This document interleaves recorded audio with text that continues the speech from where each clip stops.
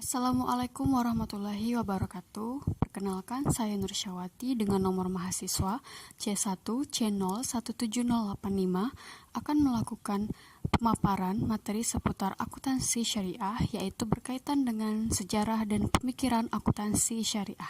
Pertama yaitu sejarah akuntansi. Akuntansi merupakan salah satu profesi tertua di dunia. Dari sejak zaman prasejarah, keluarga memiliki perhitungan tersendiri untuk mencatat makanan dan pakaian yang harus mereka persiapkan dan mereka gunakan pada saat musim dingin. Ketika masyarakat mulai mengenal adanya perdagangan, maka pada saat yang sama mereka telah mengenal konsep nilai atau values dan mulai mengenal sistem moneter atau monetary system. Bukti tentang pencatatan atau bookkeeping tersebut sudah dapat ditemukan dari mulai kerajaan Babilonia di tahun 4500 sebelum Masehi, Firaun Mesir, dan kode-kode Hammurabi di tahun 2250 sebelum Masehi, sebagaimana ditemukan adanya kepingan pencatatan akuntansi di Ebla Syria Utara. Yang kedua yaitu sejarah perkembangan Islam. Islam berkembang seiring dengan perkembangan pendeklarasian sebuah negara di Madinah tahun 622 Masehi atau bertepatan dengan tahun 1 Hijriah. Muhammad SAW sebagai seorang kepala negara menerapkan sebagai ketua Mahkamah Agung, mufti besar, dan panglima perang tertinggi, juga penanggung jawab administrasi negara.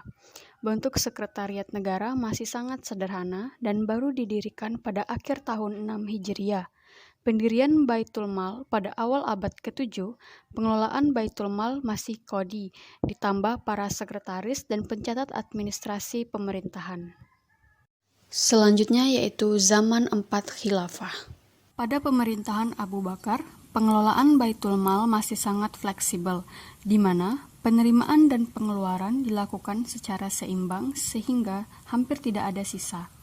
Perubahan signifikan dilakukan oleh Khalifah Umar bin Khattab melalui perubahan sistem administrasi. Sedangkan pengembangan lebih komprehensif mengenai Baitul Mal dilanjutkan pada masa Khalifah Ali bin Abi Thalib.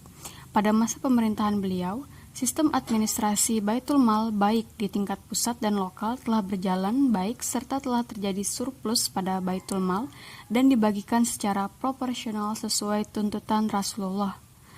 Ibnu Taimiyah mengatakan bahwa muhtasib adalah kewajiban publik.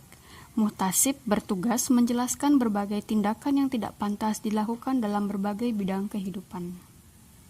Mari melihat kepada prosedur akuntansi Islam. Pertama, transaksi harus dicatat setelah terjadi.